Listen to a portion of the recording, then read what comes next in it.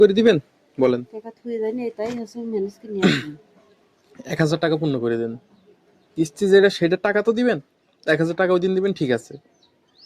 আর 100 টাকা নিয়ে আসেন। আর নিয়ে তো থাকলে তো দিয়ে দিতে 100 টাকার জন্য কেউ বাধায় রেখে বলেন? 100 টাকা আমি এখন কই থেকে পুজাবো? পকেটে তো টাকা দিয়ে রেখেছেন না আপনি? সেদিন দিয়ে দিলি তুমি দেবে না। আর 100 টাকা নিয়ে আসেন জান। নিয়ে তো আছে খালার সাথে, খালার কাছে আমি দেখেন। বললাম 20টা টাকা বলে আসছে। আমারও তো আজকে তো পুরো টাকাই দেওয়ার কথা, 2000 টাকা তো দেওয়ার কথা ছিল। আজ পুরো টাকাই দেওয়ার কথা। তো তাহলে এখন আবার দিচ্ছেন 900 টাকা। তো কিস্তি যেটা আপনি সেটার টাকা তো দেন। আর 100 টাকা নিয়ে তোলেন, এই আসেন। 900 তোলেন, এদিনকে হচ্ছে আবার বলে 900 তোলেন। তোলেন হবে না। তো এই কিস্তি তো পূরণ হচ্ছে না, 100 টাকা নিয়ে আসেন, কারো কাছ থেকে নিয়ে আসেন। থাকে আচ্ছা ম্যানেজ করতে পারলে আমি ওই সবই তো দিয়ে দিতে হয়।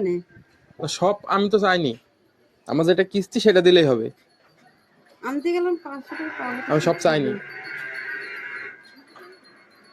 টাকা তুললে হবে না, 100 টাকা নিয়ে আসেন আপনি। 100 টাকা থাকলে আমি দিতাম না, আমার তো 100 টাকা দিলে পরে আমার কিস্তি তো একখান আপনারা যে কেমন লোক আমি বুঝলাম না।